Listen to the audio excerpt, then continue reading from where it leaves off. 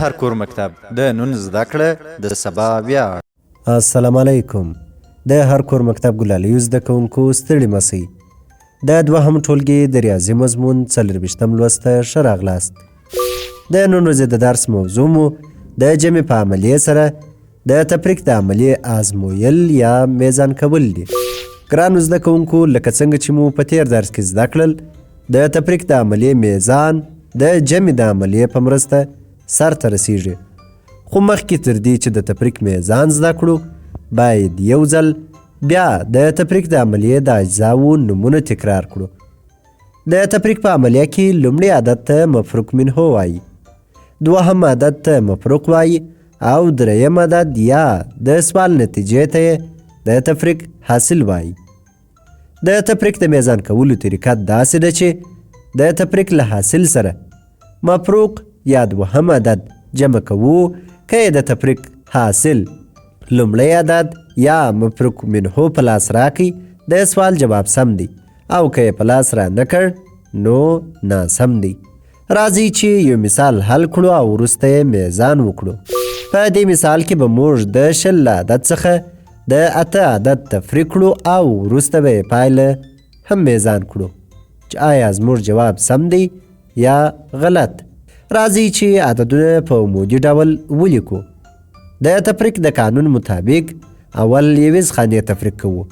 په یویز خانه کې اول رقم 0 دی او دوهم رقم 8 دی. دا چې له 0 څخه 8 نسو کمولی، نو باید د لسیز خانې له 2 څخه یو پور واخلو. د پور تر اخیستلو وروسته 0 په لاس بدلیږي او 2 په 1 بدلیږي. لکه څنګه چې تاسې وینئ، اوس نو له لسو څخه 8 کموو چې 2 پاتیږي. 2 لاندې راکښته کوو. راځو لسیز خانې تفریق کوو. په لسیز خانو کې یوازې یو لرو، هغه یو به هم لاندې د جواب خانې ته راکښته کړو او د 2 مخ ته به یې ولیکو. اوس نو زموږ د سوال جواب دی 12. راځئ چې میزان یې وکړو. د تفریق له حاصل یعنی 12 سره به مفروق یعنی 8 جمع کړو او پایله به یې له لومړي عدد یا مفروق منه سره پرتله کړو. عددونه به په عمودي ډول تر یو بل لاندې ولیکو. د جمع نښه به یې څنګ ته کښېږدو او جمع به یې کړو. لومړی به یویز او یویز جمع کړو.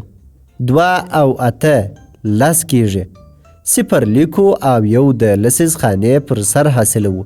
په لسیز خانه کې یوازې یو لرو او یو مو د حاصل په توګه درلودی. جمع کوو یې ټول 2 کېږي. لاندې یې راکښته کوو. د سوال جواب مو 20 دی. دا چې زموږ د میزان پایله د تفریق د راکړل سوي مثال له لومړي عدد سره برابره ده، نو موږ ویلی سو چې زموږ د تفریق د سوال جواب سم دی او موږ عملیه په سم ډول اجرا کړې ده. دا و زموږ د نن ورځې درس. په راتلونکي درس کې به د چوټ یا هم د عددي کرښې په مرسته د 2 رقمي عددونو جمع کول زده کړو. په مخه مو ښه.